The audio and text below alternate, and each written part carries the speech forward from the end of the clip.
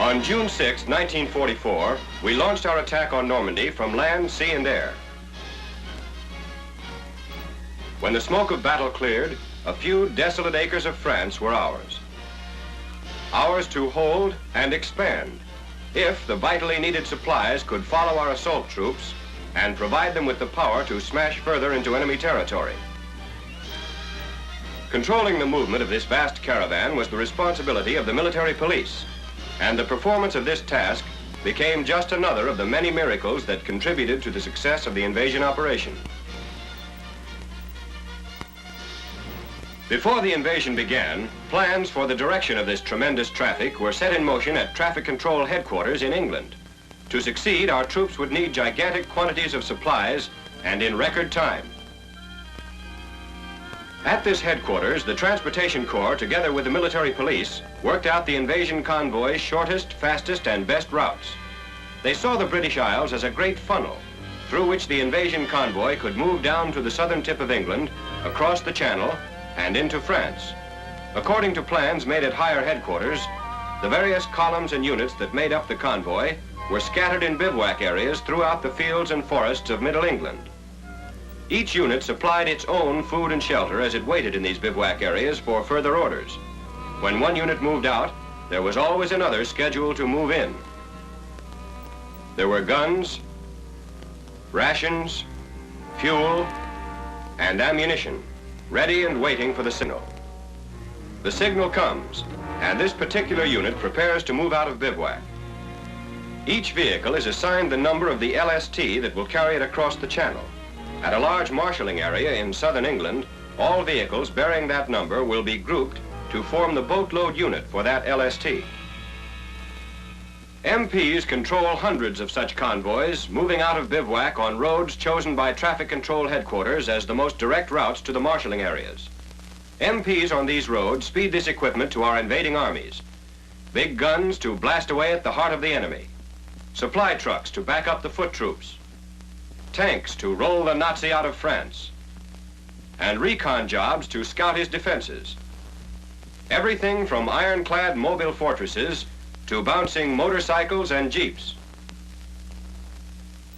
The convoys move out of bivouac on their assigned routes at a speed maintained by the MPs and planned in advance to coordinate arrivals and departures.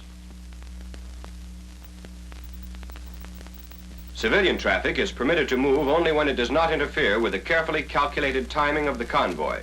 For a serious traffic jam anywhere along the line could mean the difference between the success or failure of the entire operation. MPs are stationed all along the way to maintain the smooth, certain flow of traffic. As the convoy draws into a town, it's held up only long enough to receive any last-minute orders or instructions. The MPs on duty get their information from this road convoy regulating point through a loudspeaker. The loudspeaker tells the MPs that a priority column of the convoy is coming through behind this unit. They'll have to shunt this one off the main road and hold it up to let the priority unit through. This must be done swiftly and smoothly. Every detail, down to the most elementary hand signal, must be clear and concise. Here's where traffic control training comes in handy. When the priority column has passed, the unit is clocked and moves on through the town. Regulating points are dotted all along the route so that necessary arrangements and rearrangements of this sort may be made. All traffic on the English side of the Channel is the specific responsibility of the Communication Zone MPs stationed in England. MPs, sharp in appearance, alert and accurate at their jobs, serve to see the convoy safely on its way. They're alert, too, in emergencies. Breakdowns cause roadblocks, so vehicles that break down must be towed off the road, and the steady flow of traffic allowed to continue. Even livestock must be considered and detoured. Supplementing the MPs along the route are road signs which direct the traffic on its way out of town headed for the marshalling area. Traffic posts are another aid. Strategically spotted along the route, They are in constant touch with their superiors so that any last-minute orders or changes may be communicated from headquarters to the MP on duty to the drivers. With the latest information on time, route, and schedule, the convoy pushes on toward the marshalling area. The signposts point the way. The MPs responsible for guiding the convoy do not leave it when they reach the marshalling area. Not until they've brought it to its designated space in the area do they return for another convoy. The vehicles that have come in a steady stream over road nets leading from the bivouac areas now flow smoothly into the marshalling areas.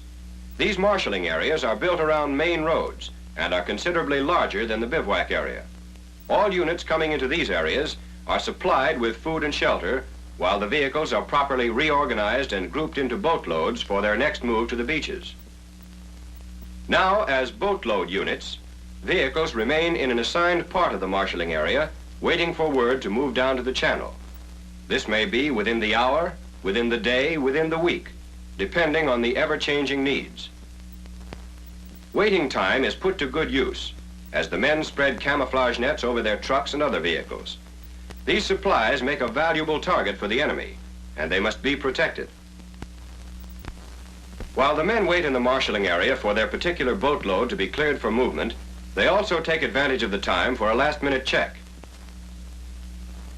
The next move comes when the MPs guide the vehicles from the marshalling area to the parking lanes, or parks, where they will be waterproofed and sifted through to the beaches for shipment across the channel. At the parks, the same smooth control of traffic is maintained by the military police responsible for that area.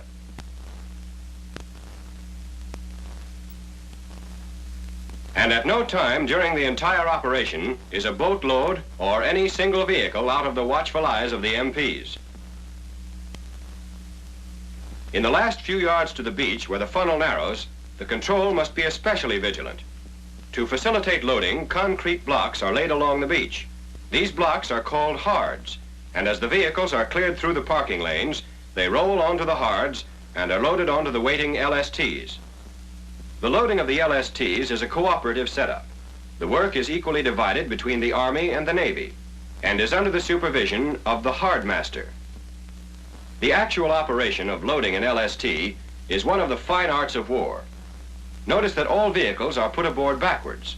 They must be able to come out fighting. The LSTs carry their payloads across the channel to Omaha Beach, a 5-mile strip of sand on the coast of Normandy. This calls for pinpoint precision, since this is the most concentrated part of the entire traffic funnel. On the beach in France, the setup for receiving the convoy is ready. The MPs are assigned to and work under the supervision of the shore party commander.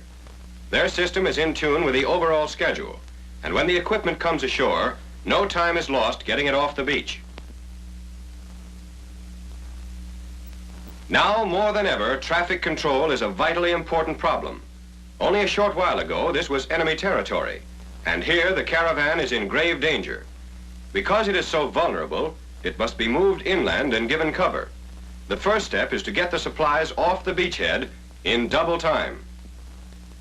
Units coming ashore are directed to an assembly area away from the beachhead for regrouping. Here, the vehicles don't delay very long. They move in and out fast, but first they are stripped for action.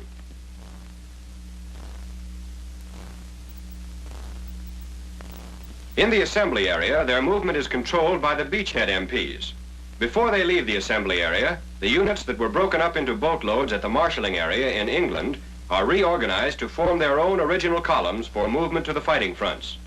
In the early days of the invasion, the convoys entered the combat zone directly from the assembly areas.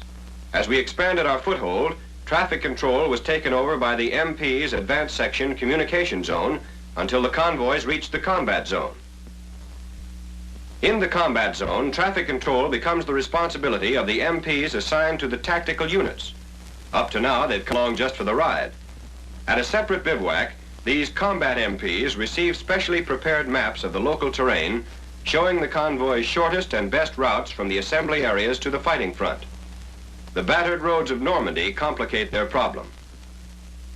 Homemade duplicators speed the task of getting out schedules and routings, and as soon as it's done, the tactical MPs consult the maps of the area to check the section they will cover.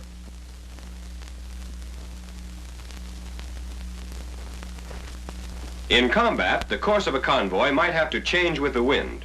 So here in the MP bivouac, the men who will direct these convoys keep posted on every last-minute development.